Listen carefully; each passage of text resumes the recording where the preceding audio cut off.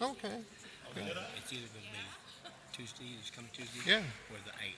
But Okay. Trey said you thought you were getting it next week or Yeah. something, maybe.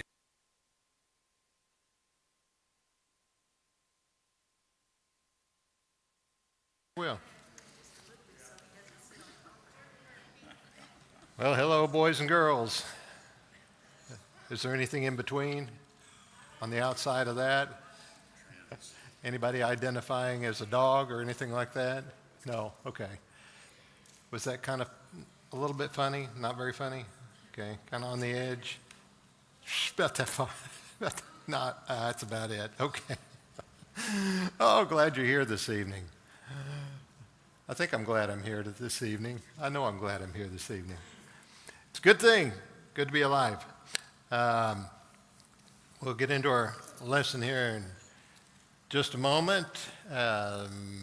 Mention to remember, I didn't jot down my announcements, but let me remember a couple of announcements. Don't forget this coming Sunday is our 5th Sunday, Back to School Bash. Jeff Jenkins will be here to speak in our Bible class, adults in the auditorium, Sunday morning. Jeff Jenkins will be here to talk to us, Bible class time, 9 o'clock, and worship at 10 o'clock. He'll be speaking both times. Then we'll have dinner and taco dinner. Check the menu list if you haven't already done that. Put your name down there and bring something for me to eat. I'm going to be hungry by then. Seriously, check out the list. And let's see. And you'll want to stay around. The young boys will be conducting the afternoon worship, leading the singing, bringing a lesson and so forth, or whatever that we have. But it's our annual back to school bash, so we want to get the kids started back into their studies, whether they're at home or public schools or whatever they're doing. You know, want to get them started again and go in a good way and encourage our young people. Let's see, what else do I need to share in that regard? And I know. Do what? Oh, yeah, and I put that in the email, didn't I? Yes, men's breakfast. There's not a men's breakfast this Saturday. It'll be the next week. They're decorating in there for the back to school bash, and they don't want us in there frying bacon and so forth. I don't know why. You know, well, never mind. Anyway, we're going to put it off one week, and then we'll meet the next Saturday morning at 8 o'clock, and we'll have breakfast here. And so keep that in mind. Jim mentioned he's going to be having eye surgery, particularly maybe the 8th, you said, or something. Anyway, potentially next week or shortly, very soon. Wants our thoughts and prayers on that. What else have I got? What else have I got? Oh, what? Mason leaves Friday. Friday. Man, the kid is celebrating and big. He says, I'm getting away from mom.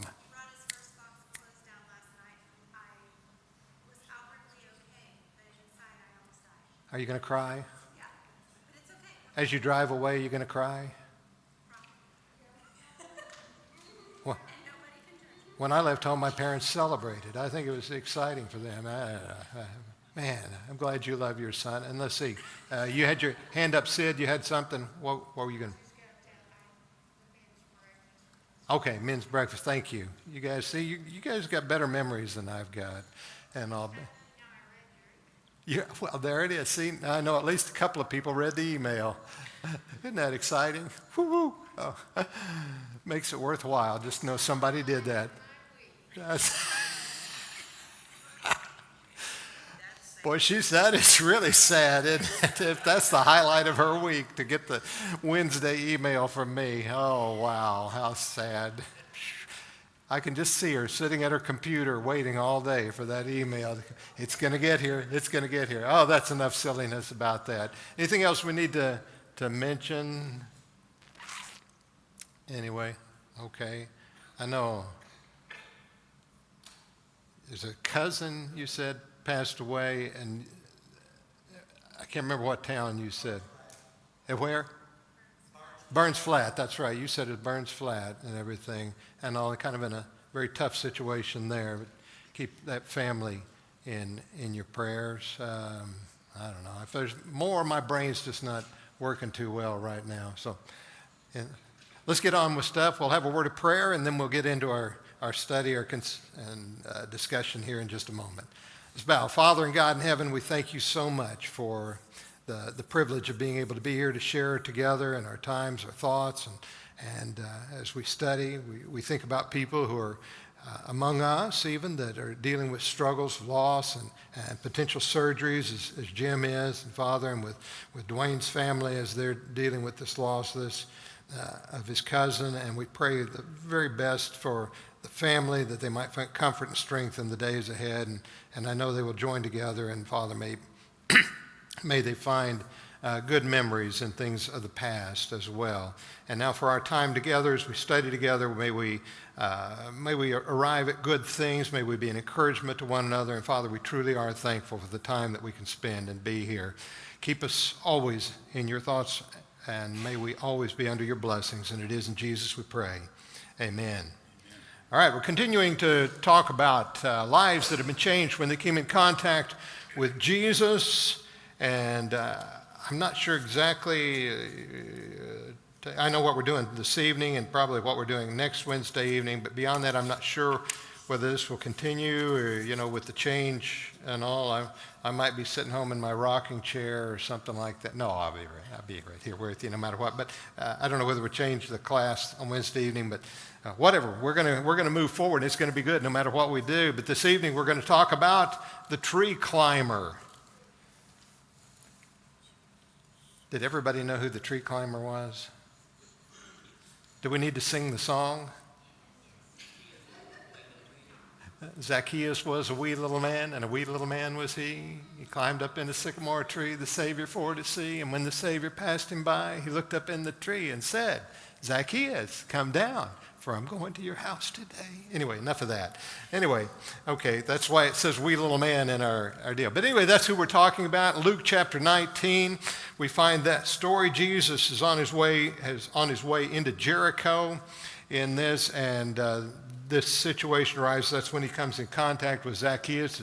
Just a short little narrative about this situation in the first 10 verses of Luke 19. But Jesus coming there, and there are people as often that are striving to see Jesus in that regard. So that's where we are in this. I put in the little thought. I borrowed something from somebody else, and I threw it into a thought that I had as well. As you notice, it says, when we find ourselves in a difficult situation with no known means of escape, we are said to be up a tree.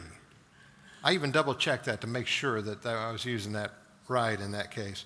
There may be occasions when being up a tree is the best place to be.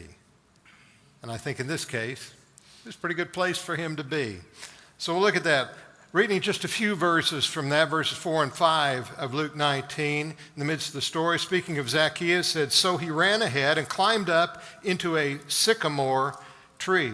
Now, I've often wondered, I'm just to stop there for just a second. I don't know whether their sycamores were the same as our sycamores, but I had a sycamore tree in my front yard in a previous house. They got those big leaves on them and everything, but they have very good climbing branches. If you've ever had a sycamore tree, they're great climbing branches. Some trees are not good for it, but got long branches that don't have a whole lot of stuff just sticking out of them. You get up in an elm tree, they got all these little deals, and oak trees got little branches sticking out everywhere, and it can be hard to climb up into some of those. The sycamores are a great climbing tree. And we used to climb up into one in our front yard. I'd get the kids up there, and then I'd drop them. But that explains a lot, doesn't it? But I won't mention which one.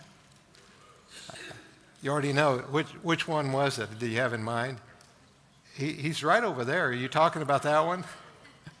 You're not talking about him? Was it one of the girls? You're not going to say. Okay, we'll leave it alone. Okay. Yeah, you would. Okay. No, I was carrying on. But anyway, he climbed up into a sycamore tree to see him, speaking of Jesus. For he was going to pass that way.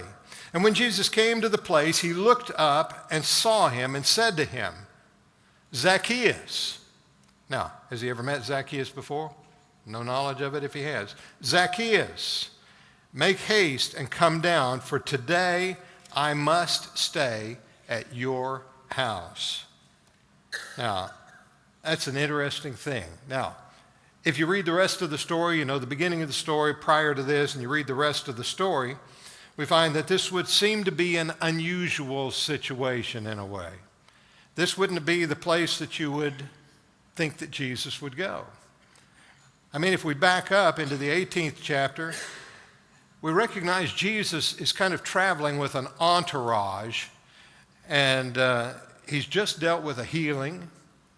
We've got blind people, at least one and maybe two that he has healed there. And we read that story. We recognize the things that have transpired up to this point, and we come up to Jesus coming into Jericho. I want to say Jerusalem, but Jericho, into Jericho.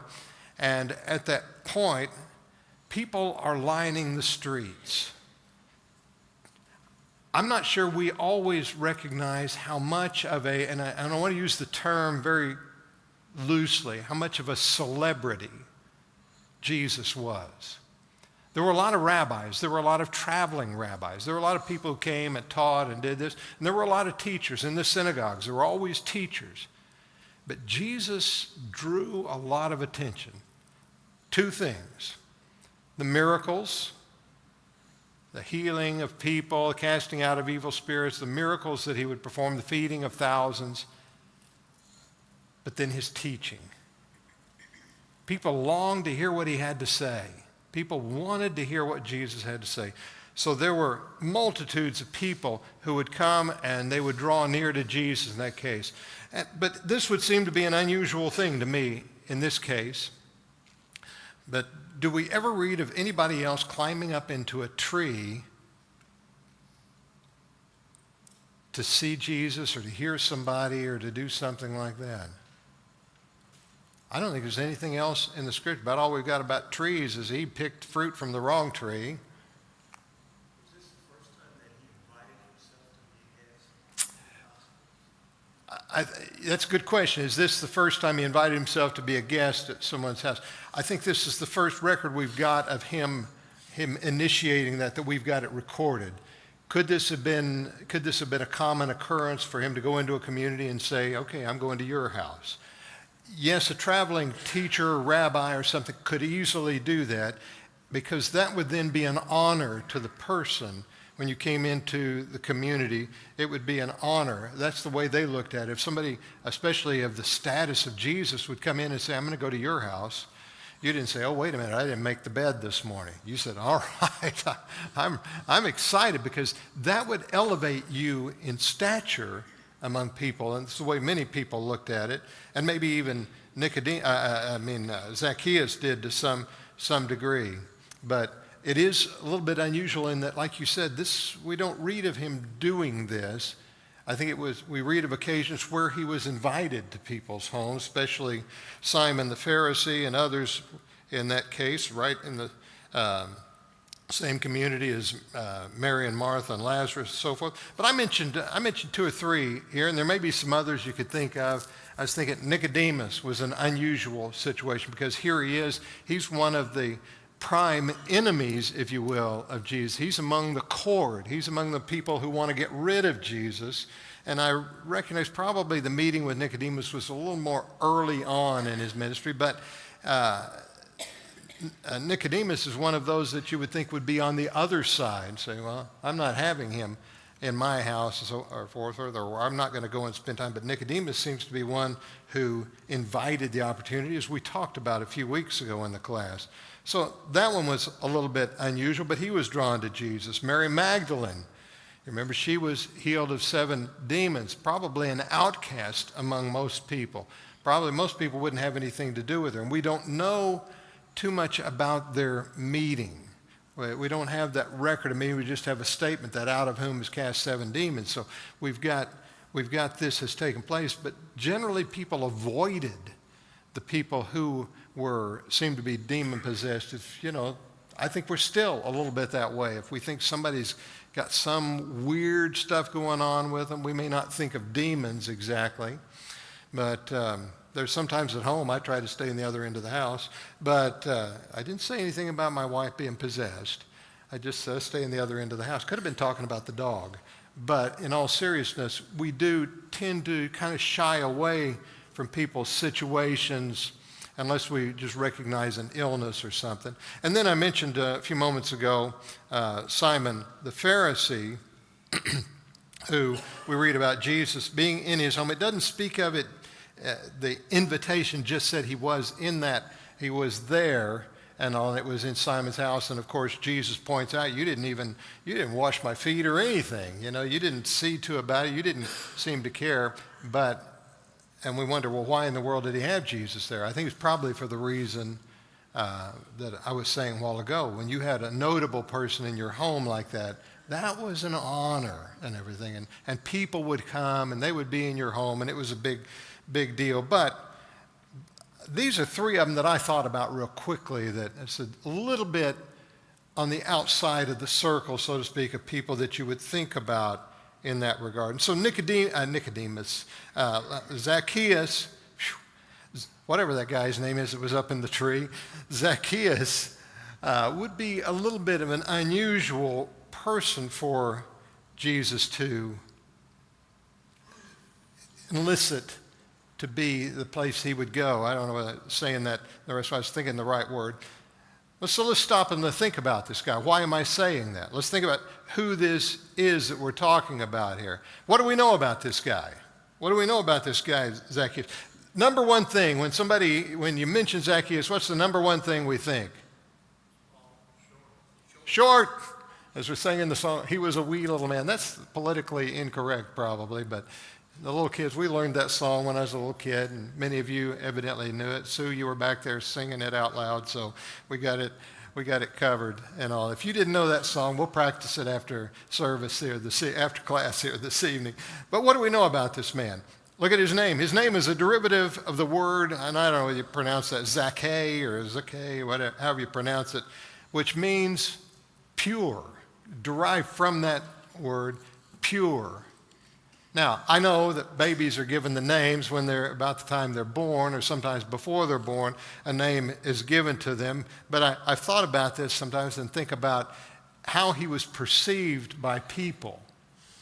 Because the people of his community and how they perceived him, they did not perceive him as pure.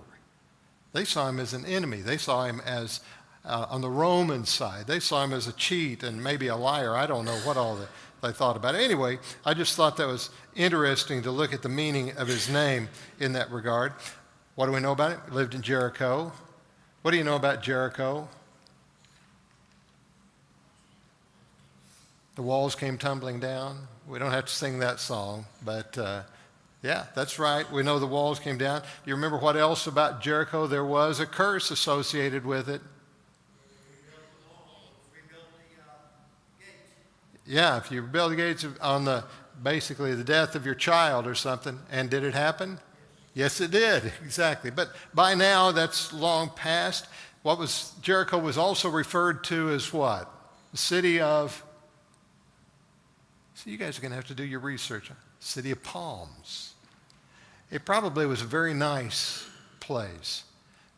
Trees, palm trees. I believe I'm correct about that, aren't I? I didn't look that up, but I believe Jericho was place they called the City of Palms. There's probably a lot of palm trees there and maybe water and so forth. Anyway, he lived in Jericho. He was a chief publican. He worked for the IRS. We don't like people that work for the IRS. No. He basically worked for the Roman government. He collected taxes. He was the chief publican. He had workers under him who collected taxes and brought it to him, and then he would pay the Roman government. And it was a very lucrative business because their tax situation was not as defined even as ours is. You know, they could come in and say, okay, you owe X dollars, and you owe X dollars, and you owe X dollars.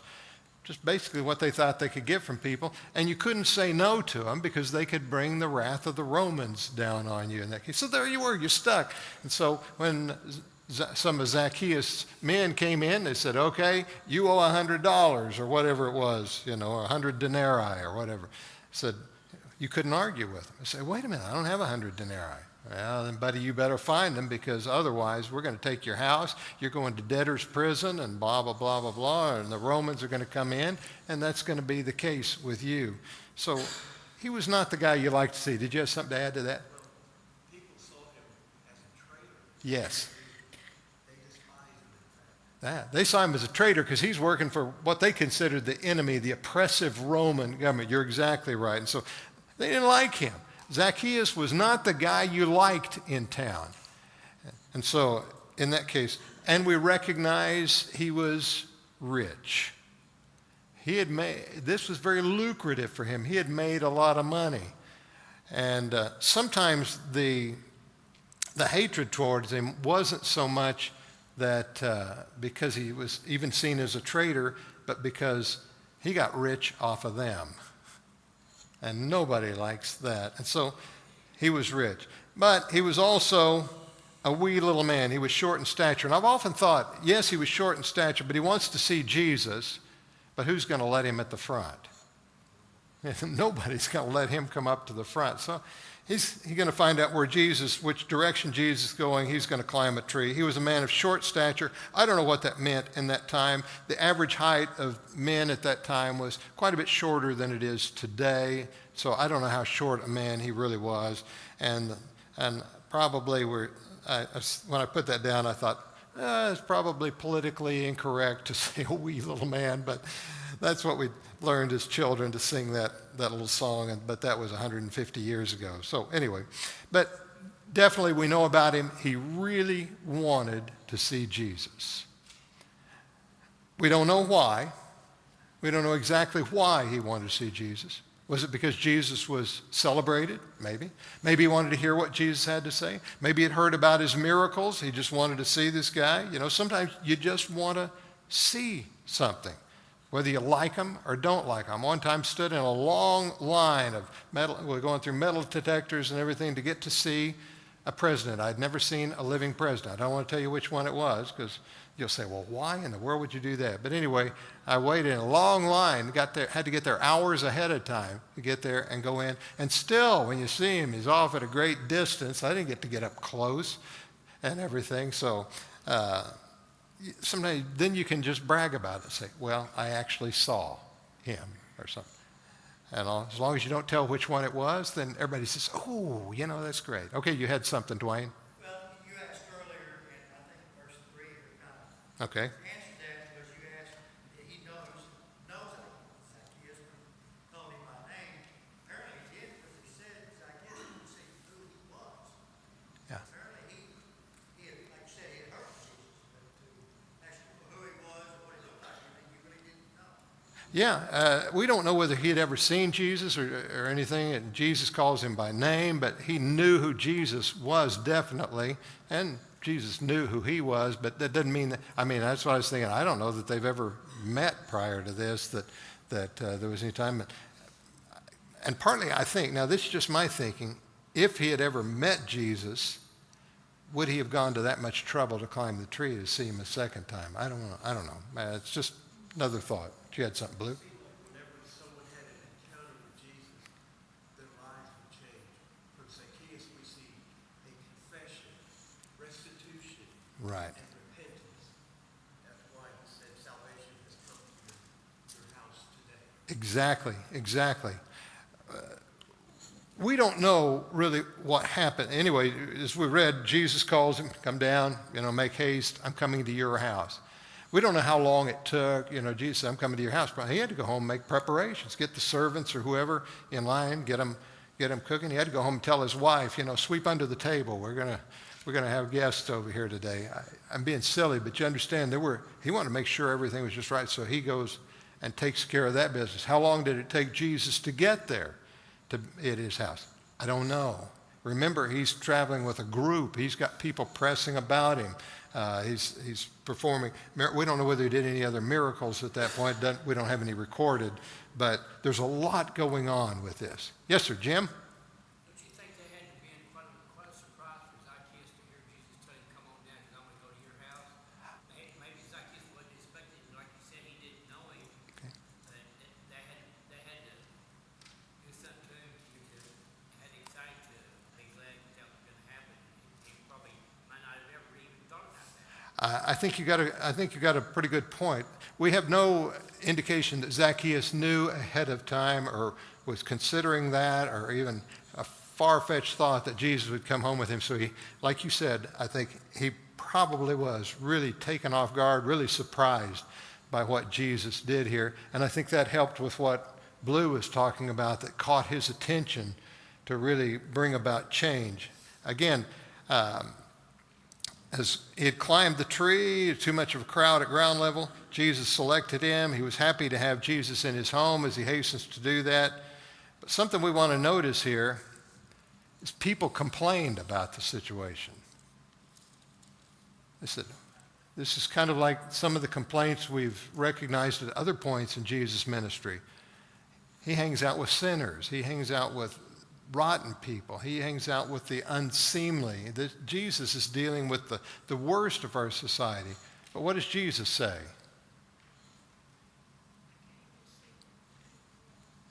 He says, I came to seek and save the lost. He said, the well don't need a physician. It's the sick that need a physician.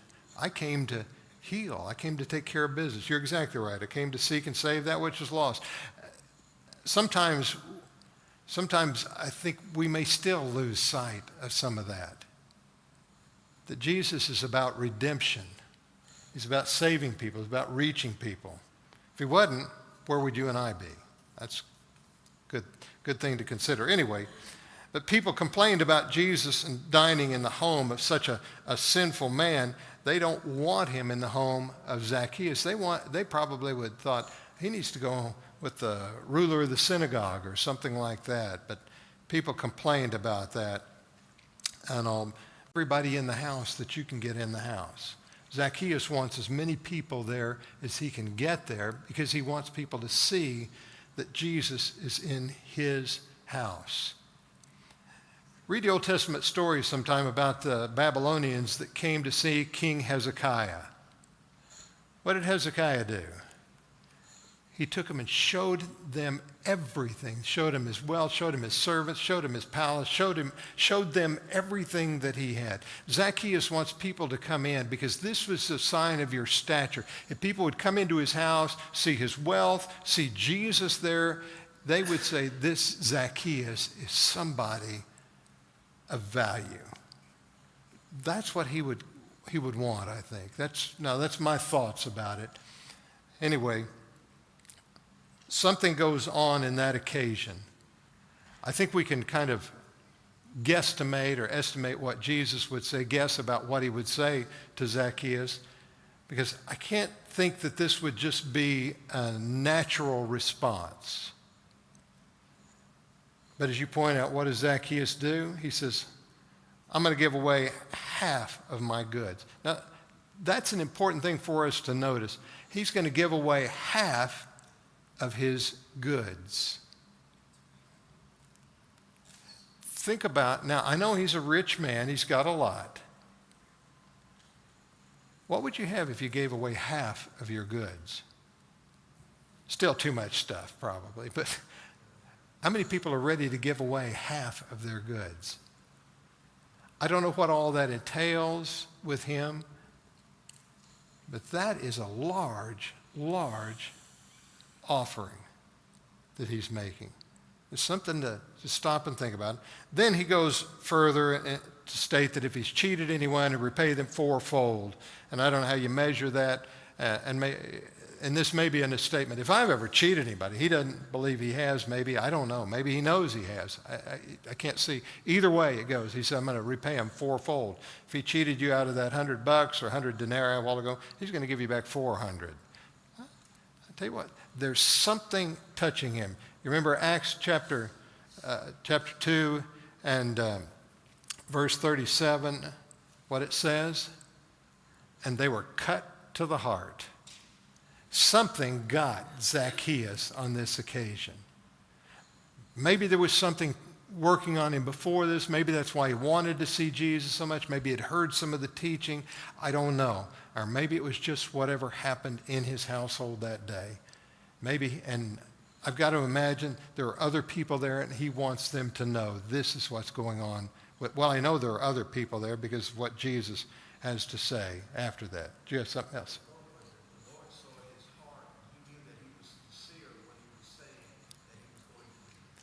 Yeah, it's obvious Jesus, you said, he saw his heart and recognized that Jesus is very aware this is not just some boast.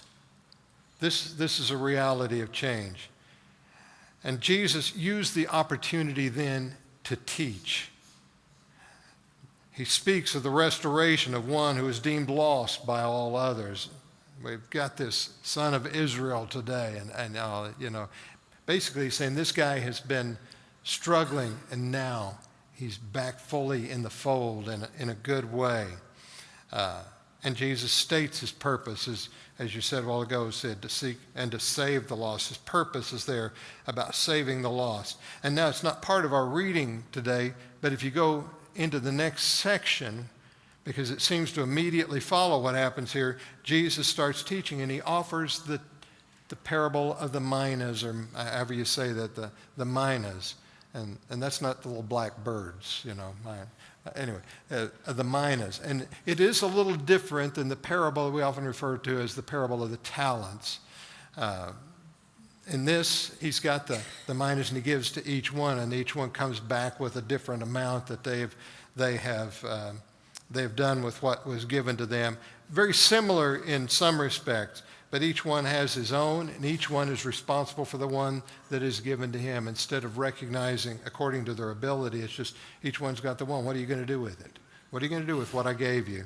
And all. So the parable of the minas, and there's several things in that, but I didn't want to get too lost in that story. But he uses Zacchaeus as an opportunity to teach.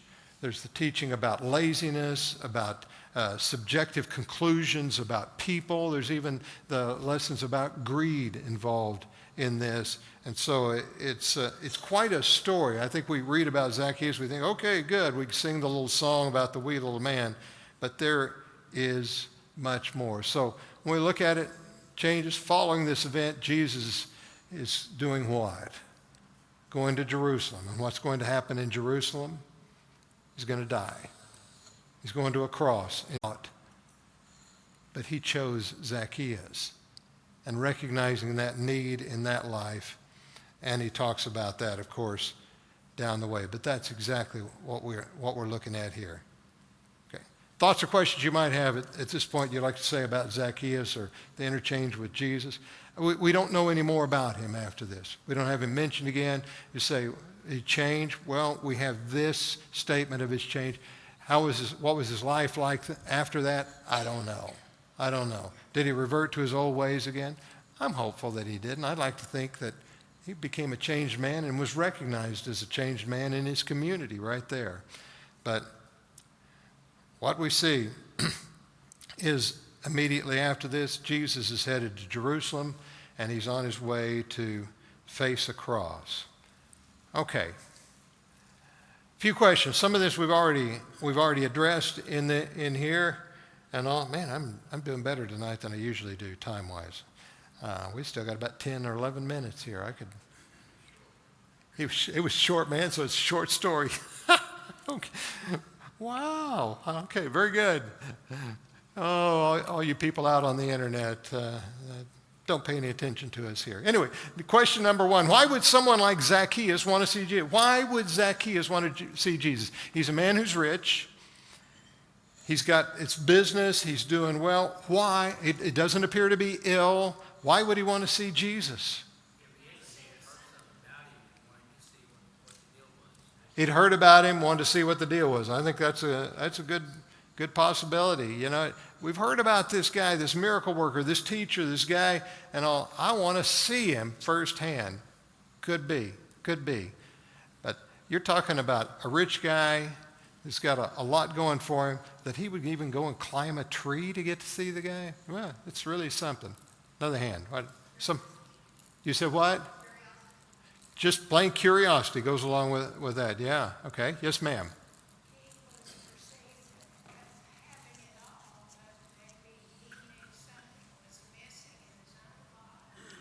Good point. He was perceived as having it all, but maybe he knew something was missing in his life. Does this remind you of Matthew 19, the rich young ruler that comes to Jesus? He's keeper of the law. He's got wealth. He's got all these things. Seem like his life is extremely blessed, and he goes to Jesus. What am I still lacking? What's missing in my life? He still wanted to find that answer. Maybe Zacchaeus did too. I think that's a good possibility. Yes, sir? Do you not think that Jesus had a reason to go to Zacchaeus' house? He could have picked anybody else and went to their house, but he picked Zacchaeus for a reason because he knew who he was. Well, that's a good point. Like you said, he Yeah. needed to help him. Jesus knew he needed help him, but he picked Zacchaeus, but he couldn't pick anybody else. Yes, I think you're right. He knew what Zacchaeus needed. He was going to address that, and he picked him out to go there. And I think that's, Zacchaeus, whether Zacchaeus knew it or not, but Zacchaeus still wanted to see Jesus and went to a great effort to get to see him in that regard. But I think sometimes we may get to a point feel like that it's beneath us to do some things. Even Zacchaeus was willing to climb a tree, and I don't know the guy, but when it says he was a man of short stature, he's still willing to climb a tree. And I don't know how old he was. I don't picture him as being a real young man because he was a chief tax collector. That took a while to get to that position and so forth. So he was excited to get to or wanting to see Jesus. Trey, you had something? I'm just thinking about the tree. Like, why do they include this secret of the tree? I mean, I know the situation defines it.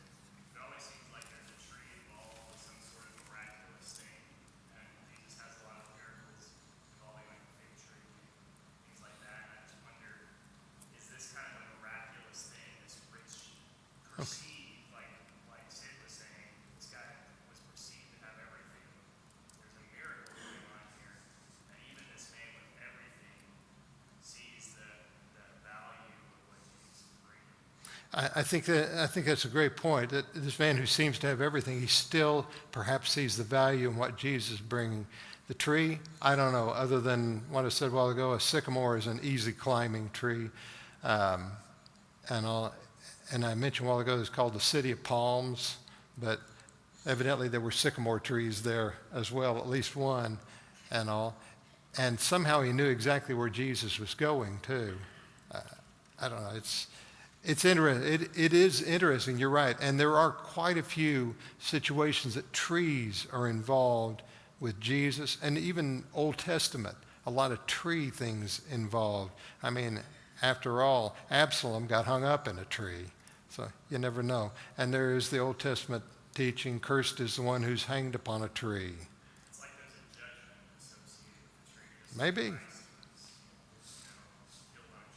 There is some imagery there that you may see in that. And I thought that's kind of what you were getting at. There's kind of some imagery there with the idea of a tree. I don't know. Maybe it's kind of interesting, something to ponder and all. You stay up tonight. When you can't sleep tonight, if you're awake with me at about 3 o'clock in the morning, you ponder that and then give me a call. But let me know ahead of time you're going to call because I want to turn off my phone. But don't call me at 3 in the morning. I might be awake, but I don't want you to call unless you need to for some reason. Anyway, okay, back to this. Okay, there were probably a lot of reasons why. Let's look at question 2. How could his shortness of stature have played a role in his life and behavior?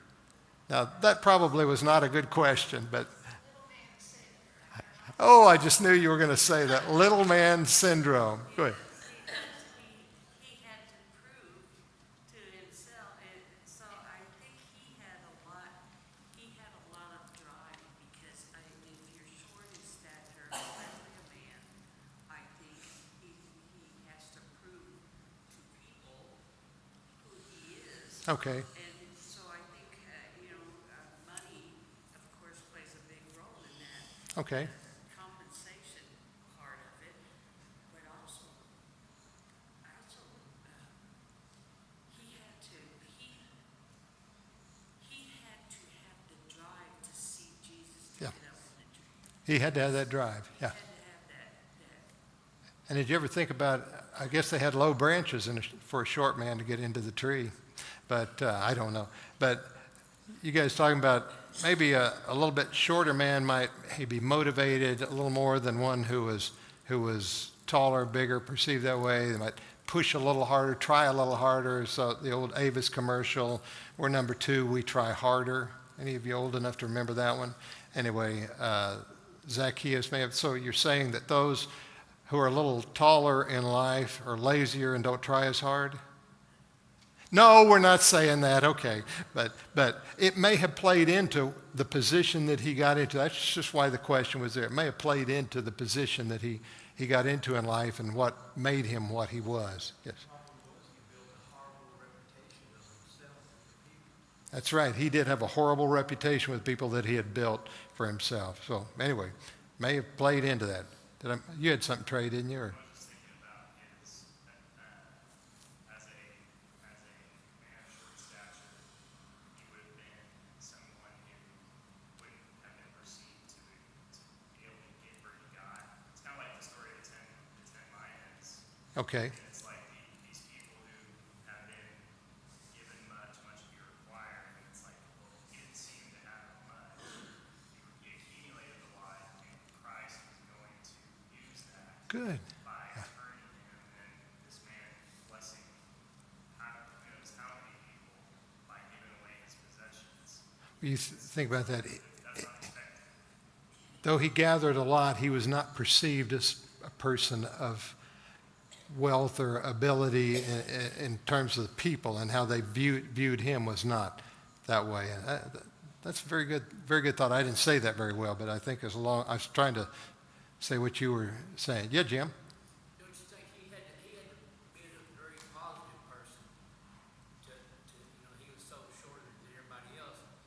Can't you imagine somebody coming up to him and asking him what he's doing, how he does this, and he goes, I may be short, but I can do what you think I can do. He had to have that positive attitude of confidence, didn't he? Yeah, right. But he has to be a very positive person. Okay, very good. And he's not only just a tax collector, he's the chief tax collector, and that's important to recognize that he had a status in that regard in there. Oh. What? Do what? He was still a horrible person, it appears, in the minds of people at least. Number 3, what other encounter might have some similarities to this one? Can you think of any other encounter that Jesus has that might have some similarities to this?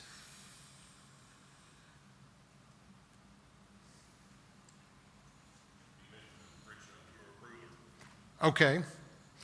There are some parallels between this and the rich young ruler and the desire to have something. He's got a lot and everything. And Jesus talked about divesting himself, but he wasn't ready to do it. But Zacchaeus, he's ready to say, listen, he's not giving everything away, but I'm going to give half of my stuff away. That's great. Okay. There are some similarities there. Yes, sir. What comes to mind is at what length do people go to they can have an encounter with Jesus. Think about the lady who had the bleeding. Okay. How she reached out to touch him, and when those that laid the paralytic down through the roof because they knew what Jesus could do for them. Okay, there are some, and I appreciate you saying that, like the paralyzed man whose friends had to let him down through the roof. I think about the woman with the issue of blood. She had to reach out and touch the hem of his garment. I think about Bartimaeus trying to call out to him, and others saying, you hush your mouth, and yet he still wants to see Jesus. There are people that strove to see Jesus, and because they were kind of on the outside, others wanted to turn them away, but Jesus drew them in, and they were benefited by that. So there's a whole lot of good in that regard. I know that's our second bell. But very quickly, let's see. Yeah, very quickly. Do we see anything special because of the vocal commitment of Zacchaeus? What does it tell us? It's vocal. He was ready to do something, and he was putting it out publicly. When you make that kind of statement and it's shared with others, that is a sign, I'm going to do something. Well, finally, we'll look at number 5, and then I'll let you go. There are no kids banging at the door just yet. But what do we have in common with Zacchaeus? Curiosity is a good thing, yes. We want to know about Jesus, don't we? We wouldn't be here if we didn't, right? Okay. What else? The feeling that something's missing. I think we all have a certain search in our lives. We're looking for something more. What is it? I was at the preacher camp this morning listening to a couple of the speakers to the young boys that were at that preacher camp, and one of the things he's talking about is that drive to have something a little bit better, a little bit more, that your feeling of inadequacy or whatever it is, I'm not quite there, and all was a part of what was being shared, and that hunger that's there. So I think there is that. Anything else stand out? Well, if you recognize that most of us at some point in our lives feel like we're on the outside, and when something good happens in our lives, a lot of people look at us and say, why is it happening to him or her? But God knows what can be good in your life.